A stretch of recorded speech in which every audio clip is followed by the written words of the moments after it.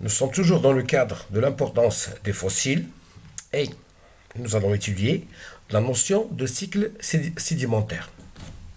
Alors, on va découvrir ce que c'est qu'un cycle sédimentaire.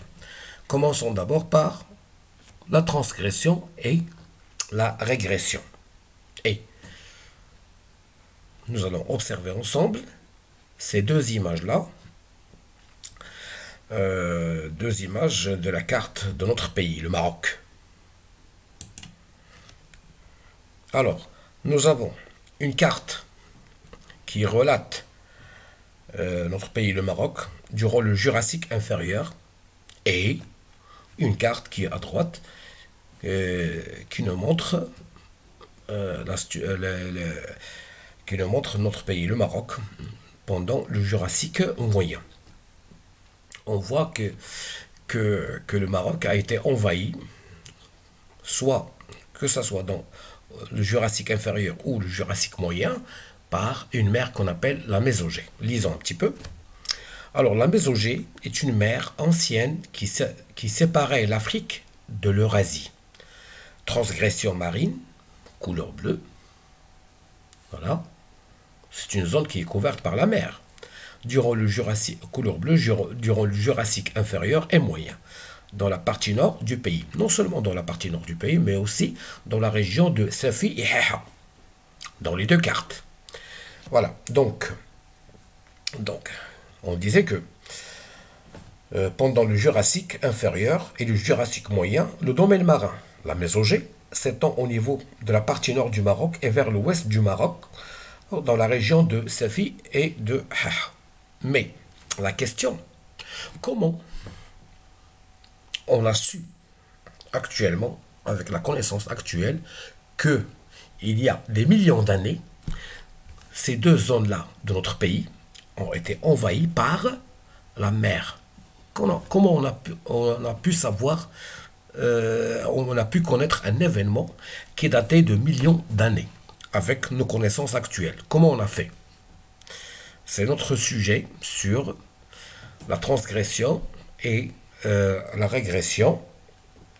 Sans oublier, il faut définir d'abord la transgression et la régression. Alors, la transgression, c'est le déplacement durant une période donnée, d'accord, de la ligne du rivage vers le milieu continental qui sera envahi par la mer. C'est-à-dire, on a ici une ligne de rivage qui va envahir un petit peu la partie continentale du Maroc et il va s'élargir vers le Jurassique moyen.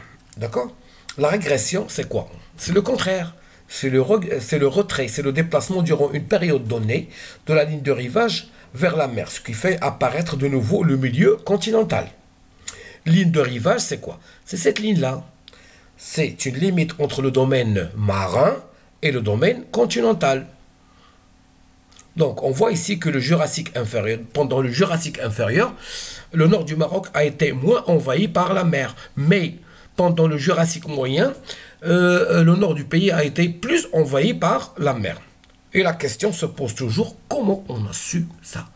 Comment on s'est rendu compte qu'un tel événement s'est passé pendant le Jurassique inférieur et le Jurassique moyen? Est-ce qu'il y a des témoins? Non.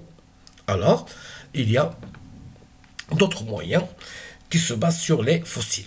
Alors, donc, nous allons découvrir comment on a pu savoir que notre pays, le Maroc, a été envahi pendant le Jurassique moyen et le Jurassique inférieur par la mer au niveau du nord du pays. Et par la même occasion, on va connaître ce que c'est qu'un cycle sédimentaire. Voilà, nous avons là une colonne stratigraphique de la rive gauche de Oued Akresh, qui est située au sud-est de Rabat. D'accord. Alors commençons par la couche sédimentaire qui s'est formée pendant le primaire. Elle est constituée par des roches appelées grès et pylite. Et le contenu fossilifère, ce sont les trilobites. Trilobites, ce sont des animaux marins qui vivent dans des milieux marins profonds. D'accord? Donc on peut se rendre compte que, ou bien on peut être sûr que cette couche sédimentaire s'est formée dans un milieu marin, du moment qu'on trouve des trilobites qui sont des animaux marins des mers profondes. D'accord. Alors,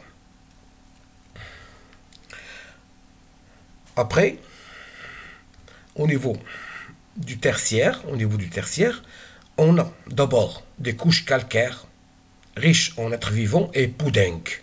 Les poudinques, ce sont des roches, des types de roches sédimentaires. Et le contenu fossilifère, ce sont des dents de requin, des dents de requin, des gastéropodes, des lamellibranches et des brachiopodes. Et ce sont tous des animaux marins qui vivent dans des milieux marins peu profonds. Donc on est en train de lire le passé. Après, la couche supérieure, il y a les foraminifères qui vivent dans un milieu marin profond. Et la couche la plus haute, elle est riche en calcaire et des restes d'êtres vivants et de poudinques. Ce sont des roches sédimentaires. Alors, on trouve aussi des gastéropodes et on trouve des foraminifères qui sont des fossiles caractéristiques. Ce sont des animaux qui vivent dans les milieux marins peu profonds. Oui.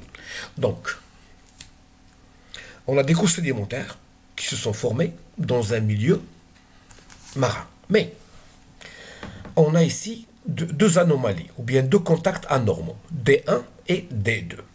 Alors, ces contacts D1 et D2 montrent des traces d'érosion. Alors, lisons, D1 et D2 sont des contacts anormaux.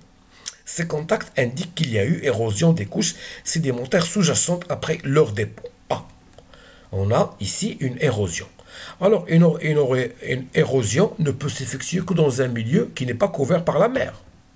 Donc, c'est une érosion qui s'est effectuée dans un milieu aérien, soit en D1, soit en D2. Donc, on peut faire une autre lecture, c'est que sur les phénomènes géologiques qui sont à l'origine des dépôts au niveau de la région de Oued-Akresh.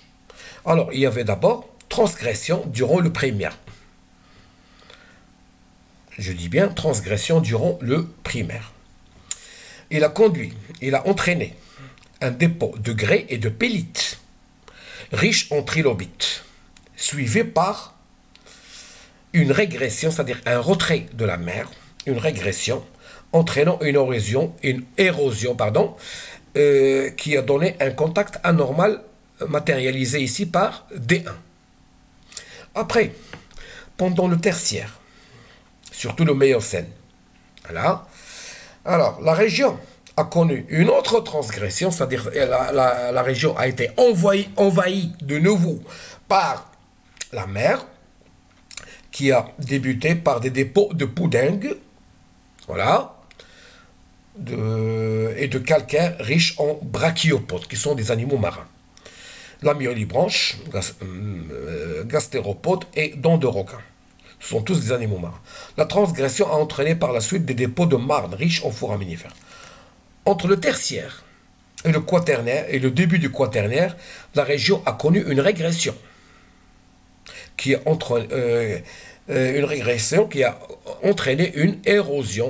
entraîné une érosion. Donc, c'est le contact anormal 2. Au quaternaire, la région a connu une transgression qui a entraîné des dépôts de poudingue et de calcaire riche en gastéropodes et en foraminifères. Donc, finalement, on peut définir un cycle sédimentaire de la manière suivante. Alors, un cycle sédimentaire, il correspond à la période comprise entre une transgression marine et la régression marine qui la suit. Merci de votre attention et à la prochaine leçon.